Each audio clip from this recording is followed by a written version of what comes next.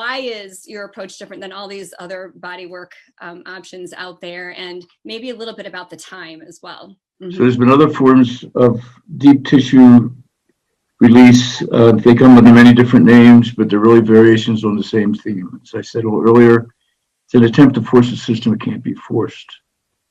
So we used a little bit of that ourselves, and that mechanically breaks up the crosslinks that develop when trauma occurs. But what has been missed, and this is huge, is treatment of the water that lies within the fascia. It's called the ground substance. All of research that's been done on the fascial system has been done on dead people. Dead people are brittle, and dead people don't have consciousness. And that's the model of reality we as therapists and physicians learned. Basically, we learned about dead people without consciousness or a fascial system and paid no attention to the fluidity of our body.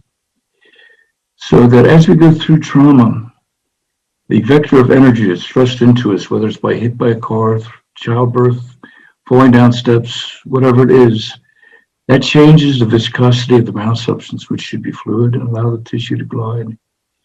As it becomes more and more viscous, it eventually creates crushing pressure on pain-sensitive structure, nerves, blood vessels, joints, etc., and creates the symptoms we have: pain, headaches, fibromyalgia. So since it doesn't show up in all the standard testing, it's been totally missed for eons now. But we see the human being as far more than just a physical structure. We treat the physical structure, and that's our initial handle.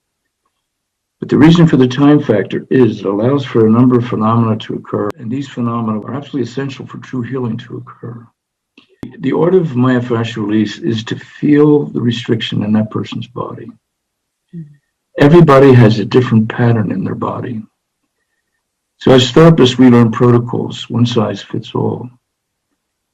But that's a big problem because it has nothing to do with the person lying on the treatment table. So this is truly individualized care. So there's over 7 billion people on our earth, and there's over 7 billion different passable fascial strain patterns. So the art is for the therapist to be able to feel where that restriction is, feel when it releases, and then go to the next layer and next layer as time goes on. So there's a whole art to this. When I was in physical therapy school, the first day they talked about the science and art of physical therapy. I never heard the word art after that, ever again. So we've lost the bigger picture, so to speak,